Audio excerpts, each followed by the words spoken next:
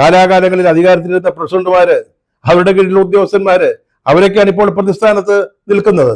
പാർട്ടിയെ സംബന്ധിച്ചോളം ശബരിമലയിൽ സംഭവിച്ച തെറ്റുകൾക്കോ കുറ്റങ്ങൾക്കോ അല്ല പ്രാധാന്യം. ശബരിമലയിൽ ഭഗവാന്റെ സ്വർണം അടിച്ചു മാറ്റിയിരിക്കുക, കവർ ചെയ്തിരിക്കുകയല്ല, അതേപ്പറ്റിയല്ല അവർ പറയുന്നത്.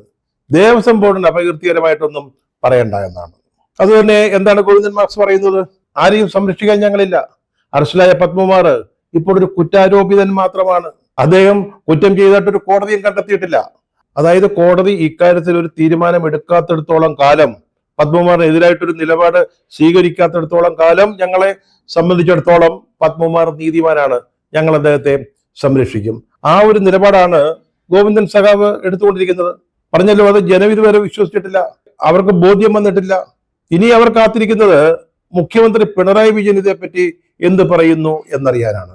പക്ഷെ അദ്ദേഹം നിശബ്ദത പാലിക്കുക, മൗനം ഭജിക്കുകയാണ്. എന്തുകൊണ്ടാണ്? ഈ കേസിൽ പ്രതികളായവരൊക്കെ അദ്ദേഹത്തിനും അദ്ദേഹത്തിന്റെ പാർട്ടിക്കും പ്രിയപ്പെട്ടവരാ. എൻ വാസു, പത്മകുമാർ, ഇവരൊക്കെ അവരുടെ അടുത്ത ആളുകളാണ്. അവർക്ക് വേണ്ടി ദേവസ്വം ഭരിച്ചവരാണ്. പിന്നെ എങ്ങനെയാണ് കുറ്റം പറയുക? അതുകൊണ്ടാണ് ദേവസ്വം ബോർഡിനെ കുറിച്ച് അപകീർത്തികരമായ പ്രചാരണം വേണ്ട എന്ന് പറഞ്ഞിരിക്കുന്നത്.